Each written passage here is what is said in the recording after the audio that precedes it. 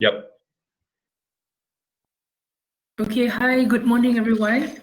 My name is Azlin, so I hope all of you are ready for the day and have a coffee.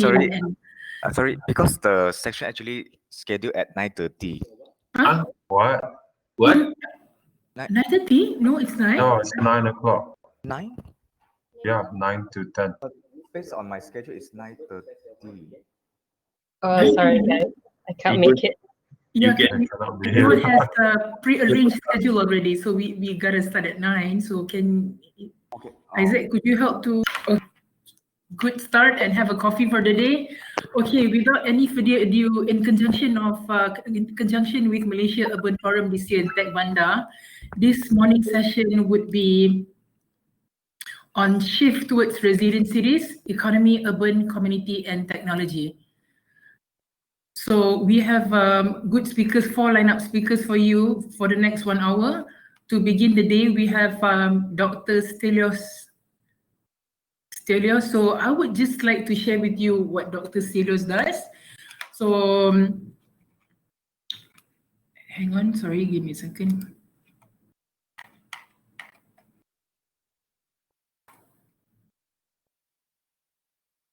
So he's joining us from Korea. So as you know, just would like to give you some introduction. He is recognized as the Asia Pioneers for Sustainable Design. He's also the co-author of Chinese guidebook, Design Sustainability. And then throughout his experience for the last 20 years, consulting as over 80 projects across the globe from London to Beirut to KL. And now he is also the CEO of Nepali consultancy firm with offices in KL and Seoul. And Nepali means, I just got to know that earlier, means new urbanism, yeah, Stelios. So, and then, yeah, he is basically the master of sustainability leader. So without further ado, I would like to present you Dr. Stelios.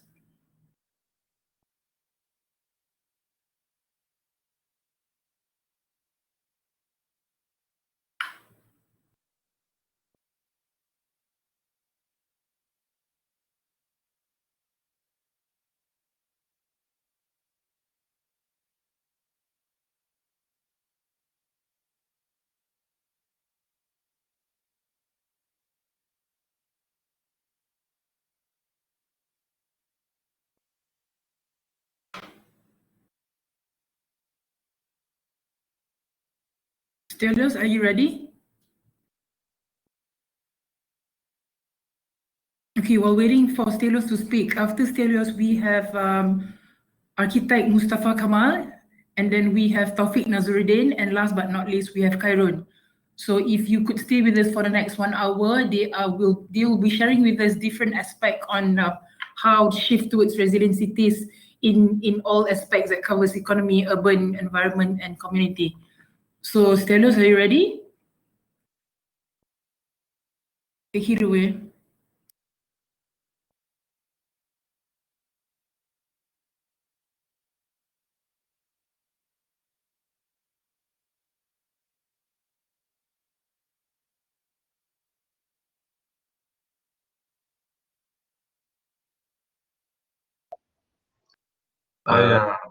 Lynn, sorry, Stelios is having some connection issues in Korea, so we can move to the next speaker actually. Yeah, unfortunately.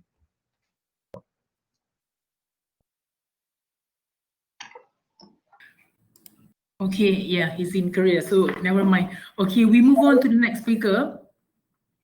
Okay, let me introduce you, just a little bit brief introduction. Architect Mustafa Kamal. For those who industry, he's been there for the last 27 years. So having okay, I'm just gonna highlight the key. He is the convener of PAM, yeah, roundtable discussion, and then he is also the curator for the housing and urban organized by PAM towards the sustainable community goals. And Architect Mustafa Kamal has also delivered papers and attended various of conference from RIBA London and entitled Designing City Resilience 2015, Urban Renewal in Singapore, Thinkers Campus under the UN Habitat, and in Bangladesh, Kuching and Malaysia. Okay, Architect Mustafa, I think we would like the audience would like to hear from you. Thank you very much, All Azlin. right. Good morning, everybody. Assalamualaikum semua. Thank you very much, Urbanice, for having me the opportunity to deliver something about resilient cities. And thank you, team. So,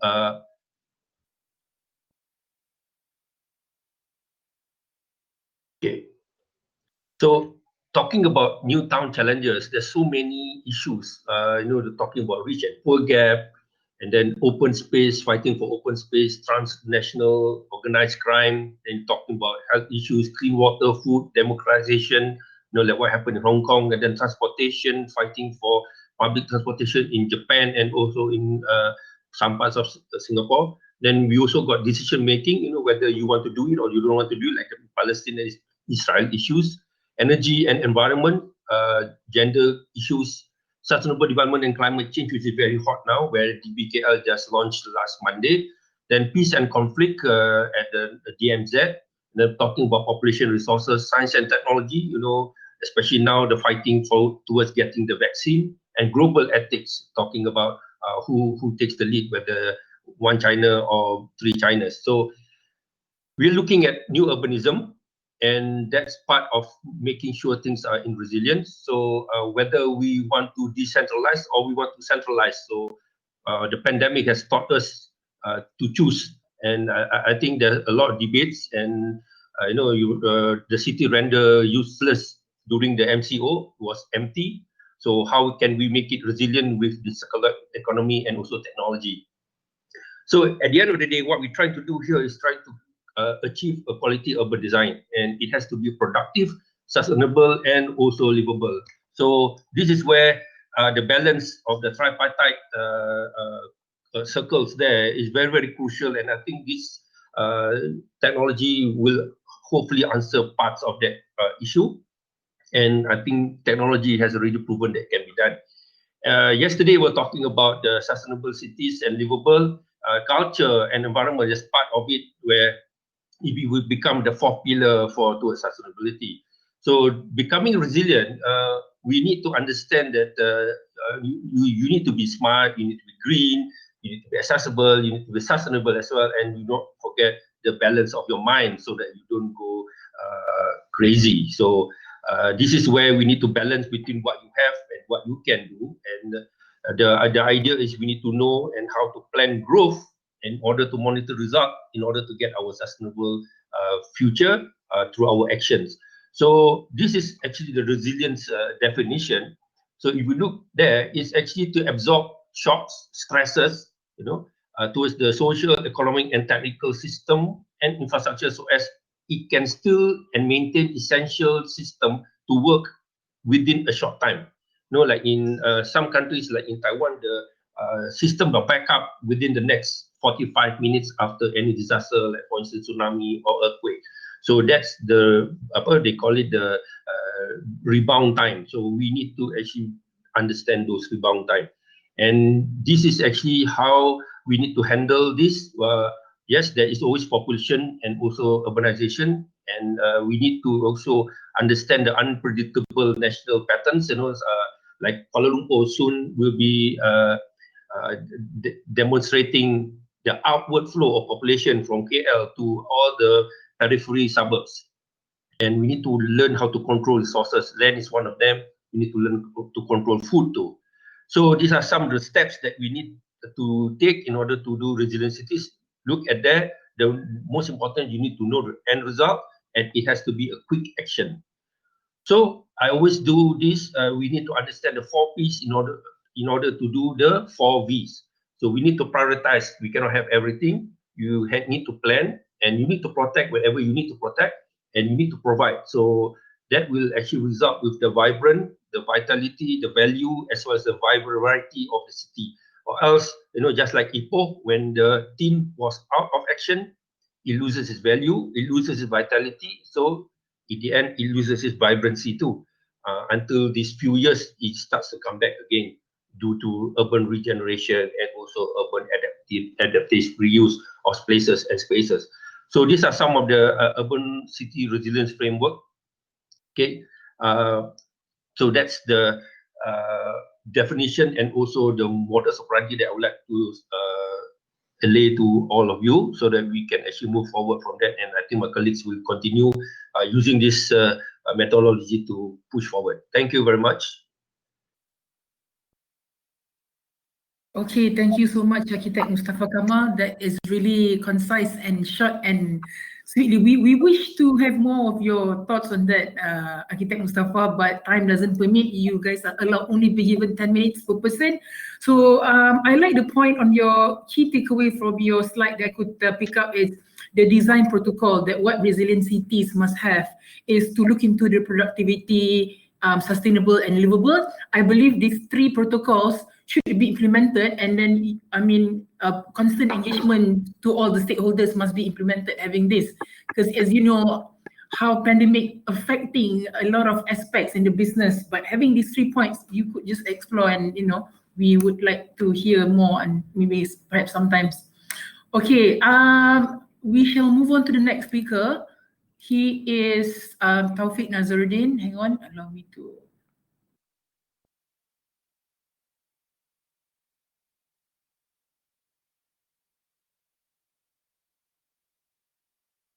So just a little short brief of introduction. Taufik is a founder of Design Framework, and it is an urban strategy company turned urban tech company founded in 2016. He had also launched Tekbandar with urban strategy includes the comprehensive development strategy master plan of Kampung Baru and also Bukit Bintang. He is also actively advocating the youth in profession and with involvement with PAM. And other than that, he was also the lead architect when he was in Veritas. So, okay, without further ado, Taufik would be sharing with us on urban resilient cities towards technology. All right, Taufik. Hello, everybody. Good morning. Thanks for actually joining this forum. So in my presentation, I think I would like to theme it as the shift towards urban resilience and tech, because I think it's hard to talk about tech without looking at the context and how we're in. So I think I've been introduced before. I'm a strategist, and I focus on innovation and technology since 2016, with a background in trained as an architect and with some experience in urban development. And my qualification is in architecture. So generally, if we start to look at what constitutes cities, we say that in urban design, cities are constituted by people, place, policy, and institution. And also just explaining a bit about my past experience, realizing that a lot of technology actually we have really applied in terms of construction, programming, and then when we look at basically building in cities, we have to look at complex issues, because the urban issue is not just something that is built, but it's also social. There's policy,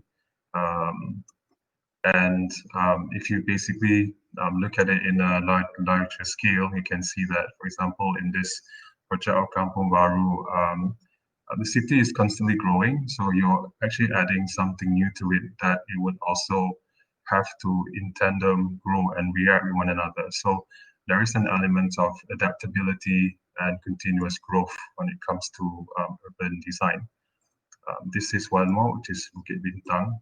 And in this exercise, we were actually looking at forecasting what was the development model for the area of Bukit Bintang, looking into 2030, 2040, where we look at increasing the density of this large area, which includes Bukit Bintang proper itself, Imbi, and also Jalan Alor. I think a lot of the project was not just about the building, but also the public spaces, the economic viability, the programming, and yeah.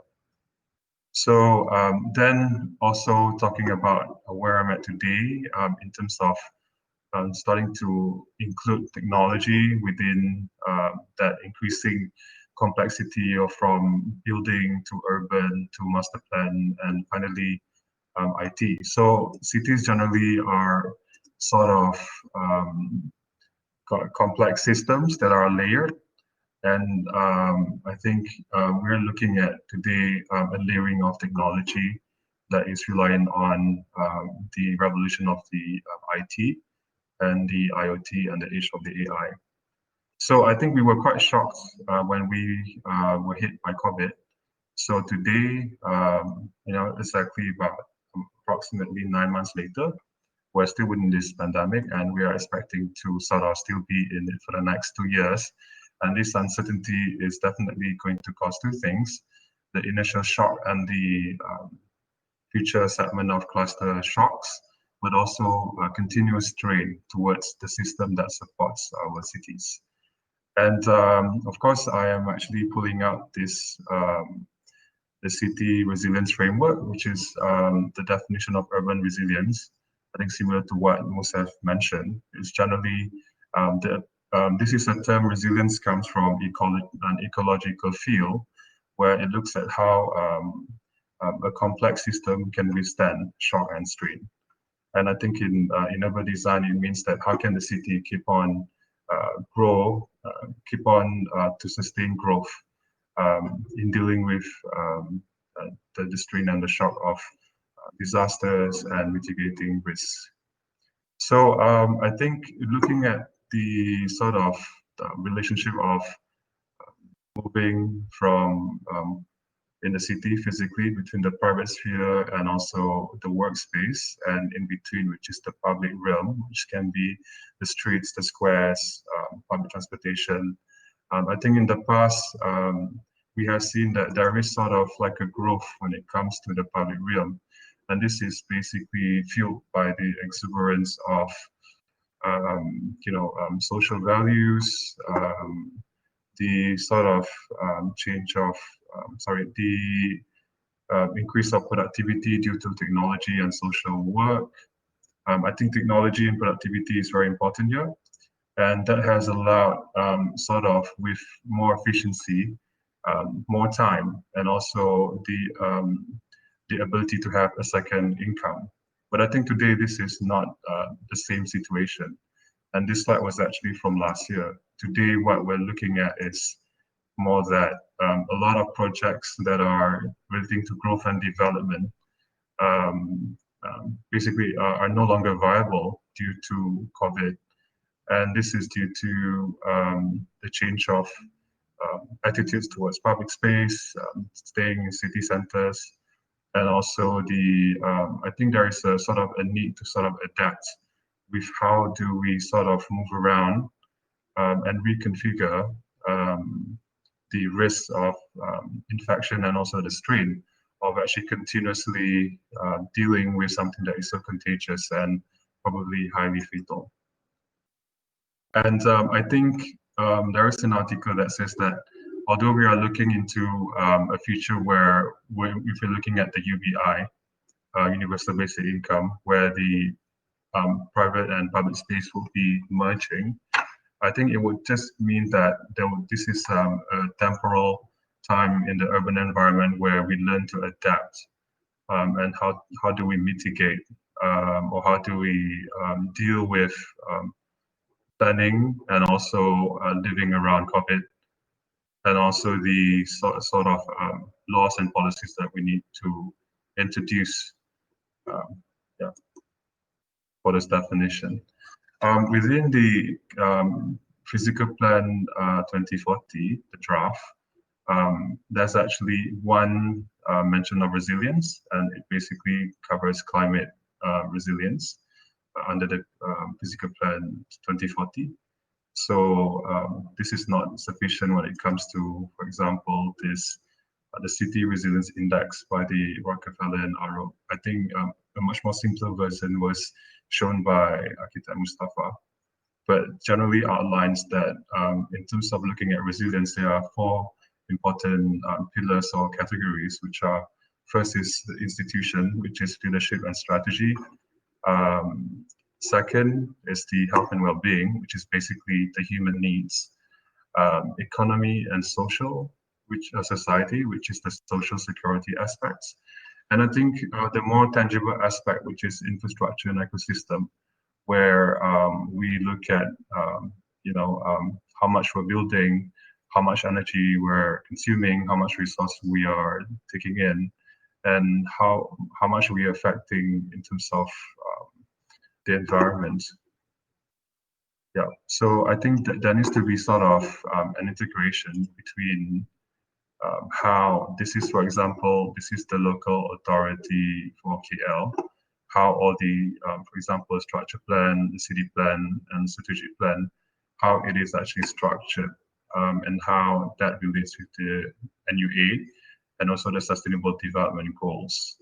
But however, I think it needs to sort of, look at how it can rely on technology and how it can include resilience within this framework. So this is an example of a framework of a city, smart city model. So I think we're talking about how cities are actually complex, and that there are different pillars to cities. So in terms of community, institution, corporate, private, city created services, I think we should, look at this and how this can sort of be adapted into previous city plan. And I think this was forwarded in the PSKL 2040 draft review hearing on the 22nd of July, where I basically looked at how I presented a memorandum of 6 things that the PSKL could improve on when it comes to continued growth, climate security and resilience, social security charter for KL, and promote culture, arts and reskill cultural startups, digital transformation of KL, and new capitalism. And generally, if we were to focus directly on tech, so we say that in terms of governance, for example, there needs to be the promotion of a chief digital innovation officer, as how, for example, the 100 Resilient City promoted a lot of chief resilient officers around the world, over 100 cities. So I think a lot of cities that are doing digital transformation around the world have sort of adapted or promoted a chief digital officer. And also, I think to focus and basically execute infrastructure projects. So generally for tech, it would be the IT infra project in promoting a city twin, which is a digital city. And I think this is important because this would lay the foundation for the growth of tech, the tech industry, and also how that can sort of relate with other sort of use on tech, and especially when we talk about resilience and pandemic. So a much more better precision, a much more better sense of integration, and also that would sort of, and also the reliance on digital technology would allow a better sense of resilience, increased resilience for the city. Right. Yeah, I think that's it. Thank you.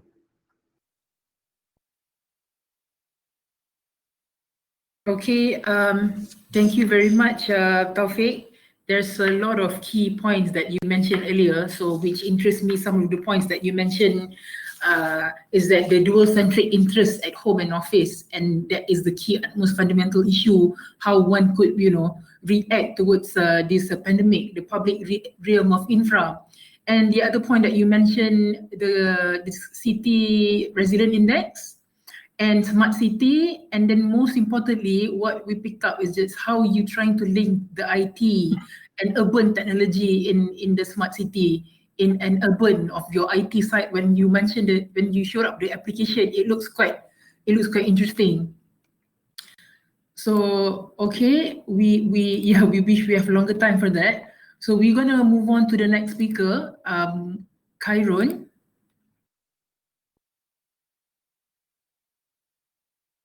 Okay, yeah, before she starts, just allow me to just give a short introduction of Kairon. So Kairon leads UK International Climate Fund, ICF, in Malaysia for the UK, and UK PACT, So she has been involved over the last 12 years of experience in the corporate responsibility, sustainability, and standard of ESG strategy. She is also a practitioner, connector, and coach for the program and the catalyst for the cross-pollinators, sustainable environmental. Wow, so okay, yeah, without further ado, all right, we would introduce Kairon. All right, take it away. Thanks, Azlin. It was really good to hear the earlier speakers speak about how they're mainstreaming some of these sustainability standards and expectations. Really keen to hear the take up and interest from the planning side of things, and how the government is responding to some of these suggestions on the ground. I'll breeze through this. So as mentioned by Azlin, I lead the UK PACT program here in Malaysia. And UK PACT is a program as part of the UK government's commitment to climate change. It was set up in 2011 as part of the UK government's joint commitment with other countries to mobilize $100 billion of climate finance a year by 2020. And part of this is to help developing countries access support to tackle climate change. So some of the work that you're doing on the ground is exactly the type of initiatives that we'd like to see mainstream further through programs like ICF. A lot of the challenges that middle-income countries like Malaysia face it's essentially we end up locked into long-term high carbon growth through a lot of the plans that we've made maybe 20 years ago. So the need to pivot is quite critical at this point, and really pleased to see some of this work happening on the ground. How does ICF work? We look at building resilience of the poorest people and communities, and look at how we can support them to adapt to climate change. So increase resilience. We look at working on expanding infrastructure in developing countries as low carbon and climate resilient.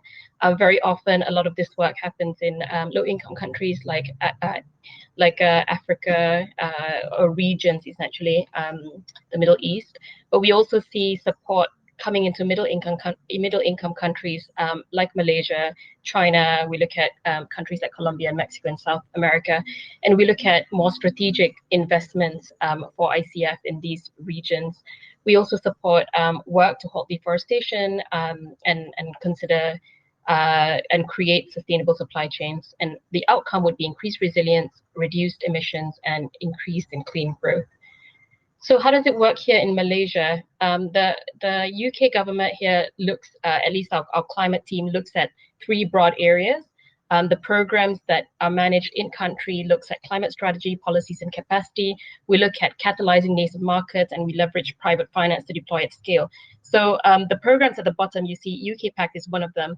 We also have other programs that look at different strands of these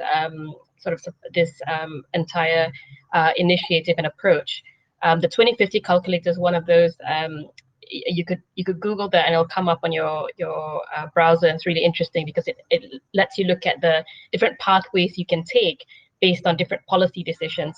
So we're working on helping Malaysia develop a Malaysia-centric 2050 calculator. So it's not a footprint; it's a pathway calculator. So the CLIP program is one of them. I'll go into that slightly in the next slide. The Green Challenge Fund is another one. The Newton Fund also works in country, as well as Global Future Cities and the ASEAN Prosperity Low Carbon Energy Program.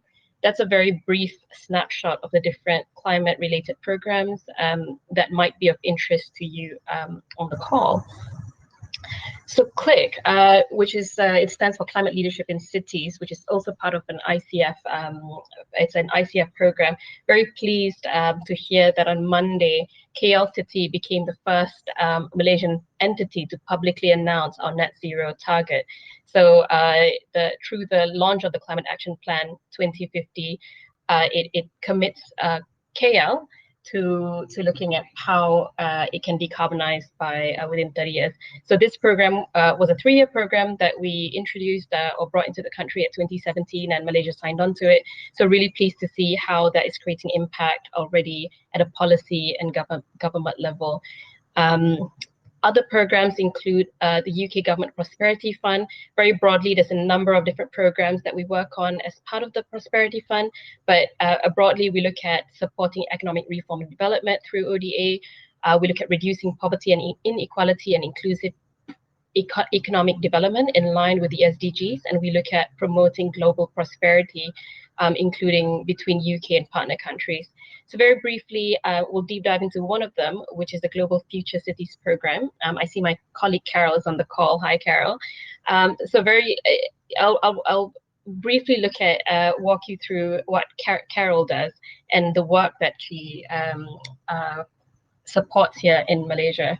The program supports essentially 19 cities across 10 countries, including Malaysia, and the focus for the Malaysian market is Melaka and Iskandar. So a lot of Carol's work is focused in these 2 cities. So generally, the program builds upon 3 integrated pillars that looks at addressing key barriers into prosperity. So urban planning is one of them, transportation is another one, and resilience is another one. If we were actually in person at an actual networking event, I'd point you to Carol and say, ask her some questions in terms of progress and how that work is progressing. So I'll walk you through some of the interventions in the 2 cities that the Prosperity Fund works on. And the first is the 2 key interventions in Iskandar is looking at an implementation strategy for Iskandar's smart integrated mobility management system. And the second is to create enabling conditions for data utilization and management for evidence-based urban and transport planning. So you can see that a lot of the work that we work on and we support through technical assistance is broadly strategic, and it lends into experience from the UK, UK's own sort of planning and transport approaches. In Melaka, we're supporting the city develop a green bus network implementation plan and develop a heritage area integrated mobility plan. So it's part of increasing connectivity to and from Melaka city. So we all love Melaka. Really looking forward to seeing how this work would transform the city in a couple of years. So the program I lead it's called Partnering for Accelerated Climate Transitions. And very briefly, it's a £60 million program that runs between 2018 and 2022. It's administered by BASE, which is the UK government Department for Business, Energy and Industrial Strategy. And the 2 key prongs of the program is to support Malaysia achieve its NDCs. The principles of the program is that it's demand driven. It adjusts to key focus areas based on partner countries' needs and sectoral priorities. So the kind of organizations we would be working with include cities, it includes state governments, federal governments, and we work in different themes that have emerged as key priority areas for the country. There are several countries that we work in. At the moment, there are 5. We work in China, Colombia, Malaysia, Mexico, and South Africa. And these are the 3 different delivery models that we can provide support through. The country programs, the Green Recovery Challenge Fund, and skill shares and secondments. For Malaysia, we're about to open our window for expression of interest, and we invite everyone on the call and everyone interested to bid into the program. It sounds like there's some really great ideas from our colleagues on the call. There's essentially £2.5 million available for funding between now and the end of next year. And each project that we're seeking to support ranges between £100,000 to £400,000. And it should go on for about 8 months or so until the program period ends. And we should be looking at proposals or projects that deliver technical assistance and capacity building support. So really looking forward to getting some of your great ideas put on paper and submitted to us so we can consider them. what are the kind of things that we would be supporting? We're looking for projects that build capacity in key institutions to support low carbon transitions.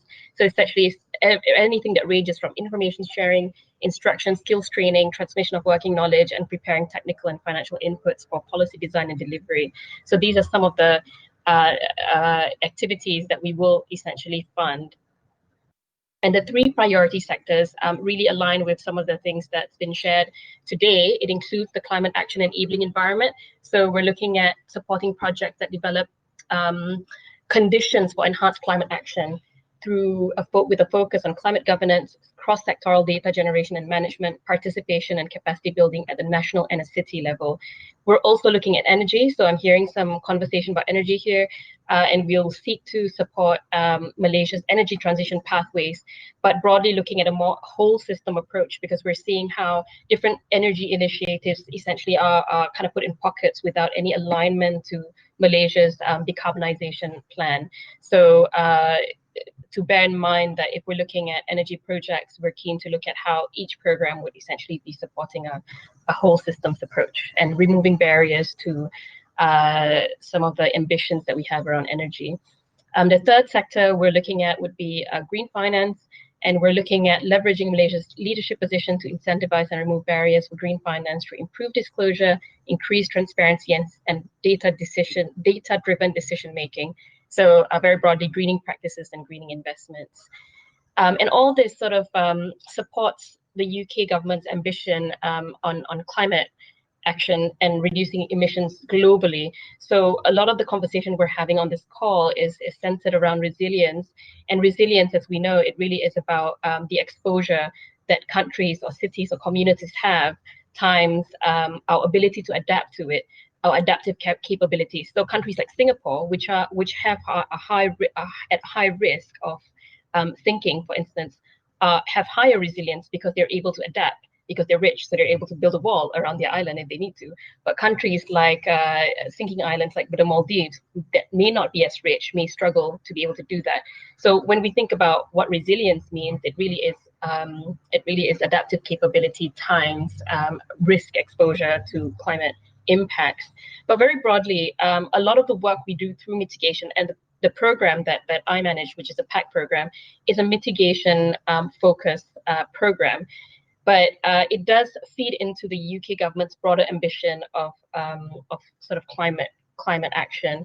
And as host to the COP26 at the end of next year in Glasgow, these are the key areas, 5 key areas that we will be focusing on in country or around the world, essentially, as we lead on to the COP26 campaign and the UN Climate Change Conference at the end of next year. So energy transition is one of those, and you can see that clean energy, a just transition, phasing out coal, looking at transport and accelerating the transition to zero emission vehicles. Energy efficiency is one of them, nature-based solutions, and adaptation and resilience. So as you can see, it's very ambitious, and I'm very pleased to hear how a lot of this ambition has cascaded down onto the ground. And yeah, very keen to see how some of these concepts can actually be translated and translational to action. Thank you.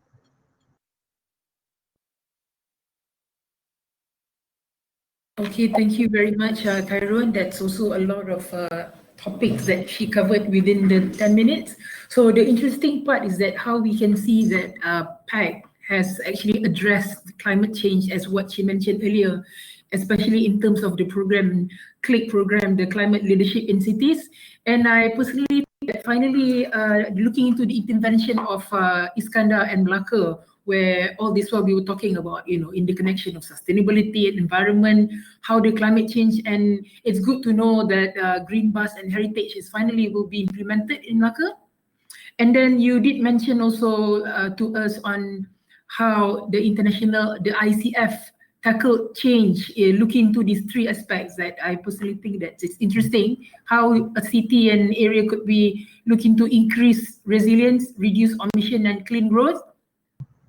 So again, we wish that we have more time to listen to each every one of you. So these 3 speakers have covered different aspects and how to respond to the resilient cities, from technology to urban and environment. So are we up for another?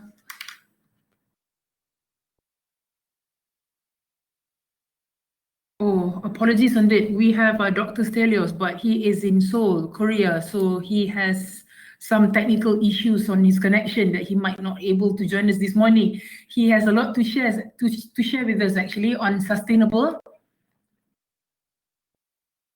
Azlin, I think Taufik has been given the green light to present on behalf of Stelios.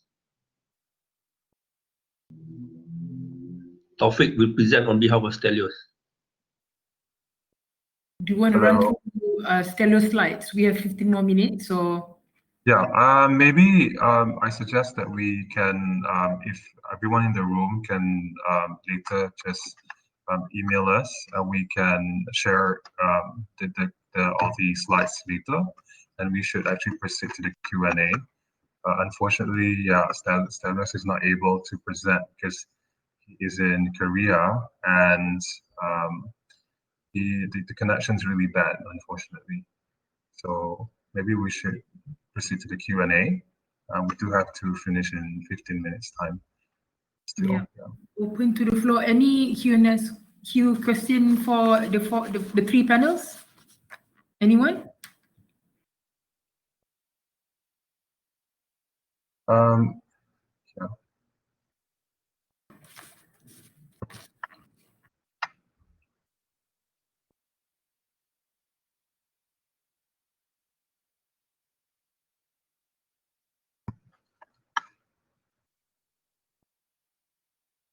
Yeah. Why don't I ask you something? I'm very interested to hear about the interest from some of these consultations that you're participating in.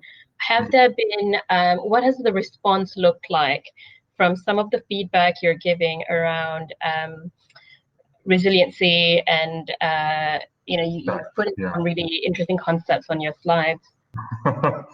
I think generally, I think some of the urban research and analysis when it comes to like spatial psychology can be seen to be a bit, I think, academic. But I think today, if we use data-driven, findings, I think we are able to sort of figure out, a technology application or solution. I think when it comes to, I think on a city scale, I think there is initiation on concepts on the technology at the policy level and on the governmental level. But I think there is a sort of a resource, challenge, because as much as, for example, for the technologists, that we are able to provide that, but technology also entails, transparency and some efficiency, and this requires sort of an undertaking plan, that would take time to sort of make sure that the cultural and the value shift that the institution needs to make is aligned, and it's aligned with the vision of the institution. Sometimes you can be seen, or you can sound, you can come across as being a bit too ahead of time. So it is, that's very important to sort of really hold hands and realize that it is not actually a problem of initiation and competency, but sometimes it's the cultural shift. Yeah, it's the mindset shift. Yeah. Mus, do you have any question? Okay. Just to alert everyone that we have been presenting to the government last year the usage of resilience in a country model when we are planning the RMK12, because towards the shared prosperity, we found out that we cannot do the way as business as usual anymore. And true enough, when 2020 came in, it really hits us and we are lucky that in the presentation we ensure that we list down what we have, and we list down what we are able to readapt immediately, and what we can actually mobilize towards the next 5 years of this RMK12, because RMK11 was mainly moving towards the RR4, but we need to ensure that remember the circles that I showed just now, where the livability, the productivity, and also the sustainability still exists in order for us to forge ahead. When people thought 2020 was perfect vision, but suddenly that we cannot see anything because it really hits us right down to the bottom with this pandemic, COVID-19. So it's actually not just national, it has become an international, unprecedented issue. So that's where yesterday I was highlighting that in order for us to move forward, we need to learn to collaborate. And even we are looking at the SDG 11 for this matter, and also we must learn how to do SDG 17, which is the partnership in order to achieve the goal. Yeah, I have a question for Karen. I just wondered if the climate action it also looks at city level commitments, such as the low carbon society blueprint for KL, which was launched last year. I think it basically takes precedent from the Malaysian commitment towards the Paris Accord. Yeah, so I think cities are leading the way essentially in a lot of the climate commitments we're seeing, and that really sends a message that it needs to be both ways. I know that there's some conversation about policies being ready to respond to actions on the ground, but there's a lot of on the ground action that also can feed into sort of bottom up impact, and how cities are really part of that conversation, isn't it? So KL City's announcement demonstrate a commitment from at least at a city level to say we're ready to be able to make that sort of commitment. And if KL can, then Malaysia can as well. That's the message that a lot of us get from that. And I know that there are also lots of other cities like Iskandar that does have decarbonization plans, and they do have net zero targets. While they haven't announced it publicly, those are in the works. So I think working behind the scenes and working with government stakeholders to get them to a place so that they are comfortable making these public commitments, they are incredibly important. I think it's part of that advocacy work, at least from the climate diplomacy side, to demonstrate that there's support. There are other countries that have had experience, and it doesn't have to be wins. It could also be what has worked and what hasn't worked. And then adapting that to a Malaysian context, it's quite an interesting dynamic to see. But a lot of the technical assistance that we also get, unsurprisingly, they're actually local. So we work with Arab, you cite them in your presentation, and they're our delivery partner here on the ground. While there's no specific heavy focus that we have on the built environment, but they've been instrumental in advising us on some of the energy work that we're interested to do. So we've got some great technical experts on the ground that are really working behind the scenes to lead towards these larger sort of commitments that we can publicly make. Okay. So Khairul, we can individually as a group submit our proposal for the grants, right? Yeah, absolutely. So all information is on ukpac.co.uk. It's on the website. We had a market engagement event yesterday. It was quite a lengthy one. It was 2 hours. And so we had all potential implementation partners call in and ask questions. So all this is recorded. you can see what people were asking. And I think what was really interesting was that there was a really good mix of global and local potential implementation partners.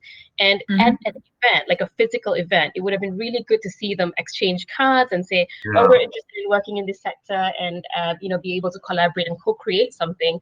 But the beauty of this program is also we don't want it to be entirely super competitive. So what we'll do is that we've opened an expression of interest window, which then has organizations bid in, and where we see potential overlaps, there will be a space where we can bring organizations together and say, that there's a lot of synergy potential here. So we're trying our best to see how we can make it a lot more inclusive. I think, the goal 17 of partnership is really important. And it's not something we're familiar with. When we talk about corporate sector, there's a lot of competition that we build into, like disclosure, for instance. I don't want to share information because then someone will take my company secrets. But really, when it comes to sustainability and sustainable development, I think we're seeing a lot more organizations come together. So we're trying to build that into our bidding process as well. And we'll have a discussion offline with our internal team to see how we can support Malaysian counterparts that are a lot less experienced when it comes to bidding into ODA programs. Because we're a middle income country, so we're here, right? We have access, but we're not sort of in the bracket which gets a lot of support. So we see countries like Indonesia, Thailand, even Vietnam that has experience with bidding into ODA, and therefore it seems like the market there is a lot more mature. Our counterparts don't know how to ask. So a lot of our beneficiaries, for instance, like we have this problem, but we don't know how to, what we can ask from you. So how can we at the HiCom, understanding this sort of characteristic of this market, provide a little bit more guidance so that we can get the best solutions and best ideas from people on the ground, right? Yeah, that's why just now in my slides I showed that 4 Ps and the 4 Vs, right? So you're afraid about the company secrets, but that's the beauty about collaboration, that you learn to prioritize what you want to do, and you learn to plan, and you learn to protect how should I say, your speciality, but you learn to provide. So that's the reason now, especially in this world, in this COVID, we must learn to share. Yes. Where can we get it, Kyron? Is it online, available so that we can read up? The one that you mentioned so the website is ukpac.co.uk. I'll put it on the chat so you can access it. Yeah, we can type it on the chat. Yeah. You know what's interesting about this is, again, drawing from the report, Industry Resilience Framework, they did sort of 2 new aspects of resilience that they found out back in 2015. I think today is quite an established concept, which is, I think number 1 is the institutional, stakeholding, which is leadership and coordination. I think in a lot of strategy frameworks discussions, this has always been, actually the main white elephant in the room, where we need that participation from the top.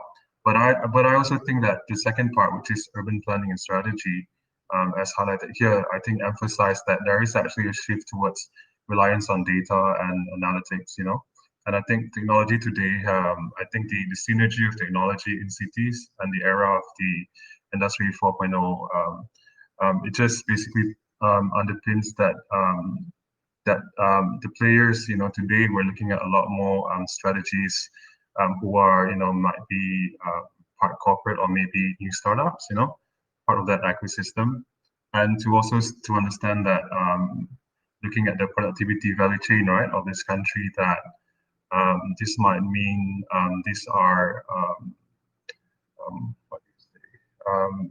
these are actually they might actually exist in isolation, or just sort of in its own corner, because I think we're sort of an emerging we have an emerging industry structure or framework, when it comes to innovation, and also things relating to green economy is still new, innovation is still new. So the structure of the industry is still sort of consolidating in itself. So usually in other maybe developed economies, you have, like the entire industry, and it's like a pyramid. Here, the shape, it might not even be an inverted pyramid. It might just be, dots, and you just draw a line. So Yeah, I I think think language is it really might be important as difficult. well. Yeah. Language is really important as well. We use the word resources like it's something that we need to use as opposed to asset. So I think there's a lot of work that needs to be done when it comes to the planning and management stage. Conscious that we're running out of time. Azlin, is there any final notes from you? Do you have we have time? Is it 5 minutes more to go? Isaac, do we have 5 minutes? I think we're supposed to stop at 10. If do we have time, we can open for one more question, or perhaps I could just highlight the things that all of you mentioned earlier. Open to three of you. As you know, the topic today is very much on, the shift towards resilient cities. Yeah, so I'm sorry, did someone say something? Yeah, can talk 10 minutes more. We have 10 minutes? Okay, cool. All right. So as what the topic today is the shift towards resilient cities, and all of you had mentioned on different aspects and how we could, make this shift. So as you can see, the current issue that we are facing, the world is facing, is the after pandemic, which we are still in the process and the period of the pandemic. A lot of industry struggles, and then mostly, if I would say in Malaysia, the impact would be on real estate, and real estate impact on the urban and sustainability of the city. So, most spaces are not taken up as what we had before. So each one of you had mentioned the point, starting from most, when Architect Mustafa had mentioned the protocols that could be approached and adapted. And then, to make it, how do we respond to all these stakeholders or clients or whoever, that we can just still live and move forward to whatever things that happen. So Mus, what do you think? Where do we start from this? How are you going to make sure that what can we tackle on these aspects, and to just make it like before the pandemic? When you mention of your protocols that could be implemented and approached when you reach some of the, let's say government stakeholders. Right. So what do you think? Where do we start first? Okay. We now, as I said just now, we must how to look at our resources. We must learn and look at all what we have and how we want to forge ahead. So the first thing's very easy. This takes political will and also the will that we want to make things happen. From the local council area, they must be brave enough to actually allow the change of use of buildings almost immediately now, and also allow for change of land use or even existing buildings which are actually seem ready before even the pandemic, with not of many users. So they can change the use. For instance, there's some malls. We have 384 malls with 80 million square feet of space, and I think during the pandemic, the malls are empty. So that could be actually repurposed. Their floor to floor heights, their parking spaces, their lobby spaces, and their wonderful cross ventilation spaces that could easily be converted into hospitals. So the government does not build hospitals; they buy over these assets and they repurpose it, and they save 3 years, because it takes 3 years to build the physical hospital, but within 6 or 8 months they can re-equip the hospital, the building with equipment. So they can now purchase equipment rather than build new buildings. So parking is already there, and above it, if it's already a residential area, they can repurpose it into special wards or special units, or even centers, quarantine for that matter. So these are their flexibility in thinking and flexibility in move. That means to say it has to be resilient. The rebounding back. That's real estate. Then you look at how we can repurpose into better private transportation, like bicycle spaces. Like in Holland, they got malls that actually become parking spaces. So these are the things that I think Cairo is looking at. If you can actually have great with that, This is where we are going towards net zero building in 2050, because we only, what, 20 years or 20, 30 years from now, but 10 years to achieve SDG 17, 2030 goal. So we don't have time to build. We must reuse what stock we have. That's the best way. Yeah, that's a relevant, very relevant point that we should. The other thing to note as well is that when it comes to existing standards that industry typically aligns to, like the GBI, all of the standards look at doing less bad. So they're not necessarily doing good. So if you consider, like, look at the Living Building Challenge, right? We need something absolutely a paradigm shift in the way we build, the way we live. And so the Living Building Challenge looks at concepts, building concepts similar to a tree, a plant, a flower, I guess you would say, right? So a flower, it generates its own food. It lives within its own space. It recycles its waste. It is dependent upon networks around it. So there are things that if you think about the industry standards that a lot of professionals align to, they're still. It isn't just this industry. It's all industries, whether it comes from sort of the way we communicate with each other, the way we build roads, if we build roads for cars, of course we'll get traffic jams, right? But if it's connectivity, it is a paradigm shift. The language we use around extraction, it's a very extractive word. Even the term sustainability, in a sense, it's very quickly becoming outdated. We should be using words like regenerative. We should be looking at, there are businesses that are regenerative. I think there's a manufacturer of carpets. Revitalization. Yeah, and they actually extract, or some of the tiles that they're developing extract carbon from the atmosphere and locks it into its tiles. And you're also seeing, they're trying to build factories that function as a forest that does work like soil filtration, water filtration. So, I mean, it's those sort of concepts that we need to be brave enough to mainstream, and that hasn't really emerged as some of the key areas that we should be discussing. We're dancing around the fringes as to what is possible and what's palatable to the financer. But I think we've got to be a little bit more ambitious to see some of these things happen.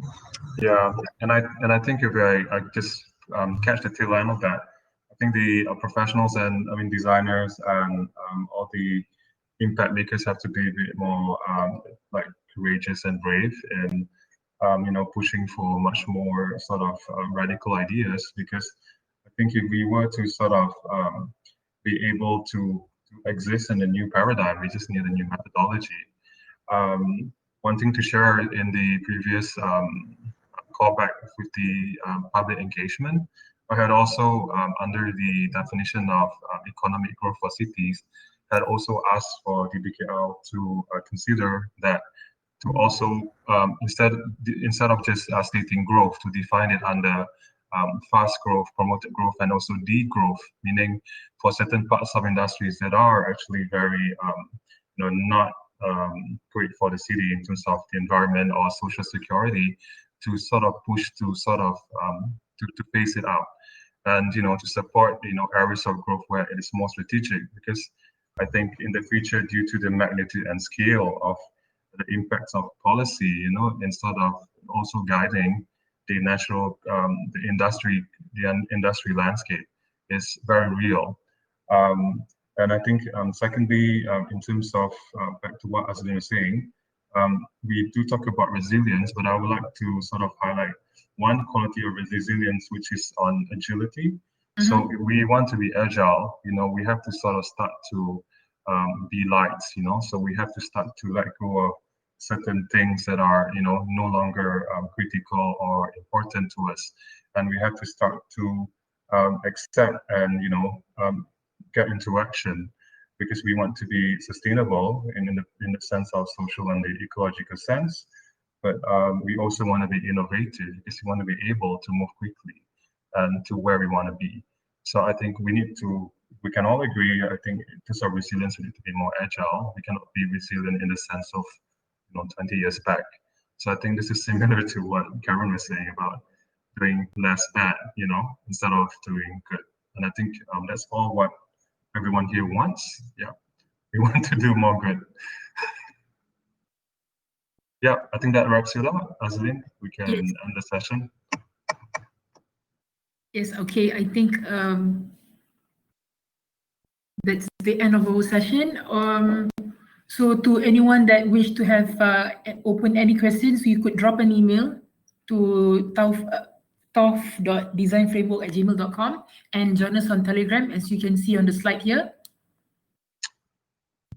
Yeah. Thank you so much, guys. Have a good Wednesday. Yeah. Thank you. Thank you. Bye bye, you all. Thank you. Bye. And Thank bye. Okay, bye. you so much.